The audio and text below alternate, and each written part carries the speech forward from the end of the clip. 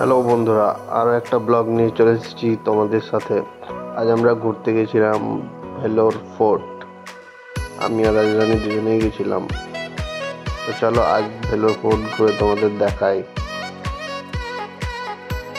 আস্তে আস্তে main entrance গেটে আমরা ঢুকবো। এখানে দেখো কত খেলনা বিক্রি করছে। ভেলোর ফোর্টের দুপাশে দেখো একটা পুকুরের মতো, এখানে অনেক জল ছিল এবং জলে অনেক মাছ দেখা যাচ্ছিল। খুবই সুন্দর। আস্তে আস্তে ভেতরে যাই। এখন যেহেতু 5টা বেজে গেছিল আমরা যখন গেছিলাম, তাই আর ভেতরে খুব একটা দেখো খুব একটা মানে ক্লোজিং টাইম 5 PM দেখাচ্ছে, তো আমরা ভেতরে যেতে পারিনি। তো চলো মন্দিরটাই ঘুরে দেখাই। আস্তে আস্তে যেতে যেতে আমরা লক্ষ্য করলাম একটা গ্রাউন্ড। দেখো সবাই ক্রিকেট খেলছে। এই দেখো, এটা একটা পিতলের রথ।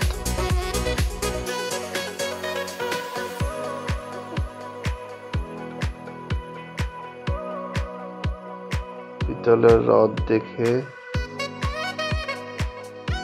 আমরা আবার মন্দিরে ঢুকবো। তার আগে রাজনীর চোখে পড়েছে এই দুটো। এটা হচ্ছে নারকেলের ফুল, 50 টাকা করে দাম নিচ্ছিল। আর এই আম, তো আমরা বললাম পরে খাবো, আগে মন্দির দর্শন করে আসি। তো আস্তে আস্তে এগিয়ে গেলাম এবং জুতো রেখে আমরা প্রবেশ করব মন্দিরের ভেতর। দেখো মন্দিরের স্টাইলটা দেখো, ডিজাইনটা কত সুন্দর। এখানে জুতো রেখে দিলাম। তারপরে দেখো মন্দিরটা দেখো, খুব একটা ইউনিক। সাউথ ইন্ডিয়ান প্রত্যেকটা মন্দিরই এই সেম ডিজাইনের প্রায়। চলো ভেতরে যাওয়া যাক। ভেতরে দেখো মেন গেটের সামনেই দেখো কি আছে। মেন গেটের সামনেই কলা ঝোলানো আছে পুরো এক কান্দি করে দুদিকে। দেখো বন্ধুরা, দেখো এর পাথরের ডিজাইন গুলো দারুণ।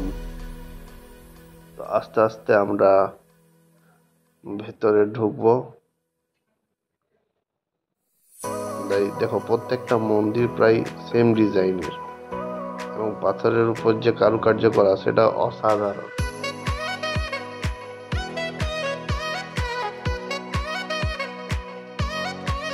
দেখো, চলো এটা হচ্ছে যজ্ঞশালা। এখানে আগে যজ্ঞ হতো। দেখো ভিউটা দেখো, খুব সুন্দর। এবং আস্তে আস্তে আমরা মন্দিরে প্রবেশ করব।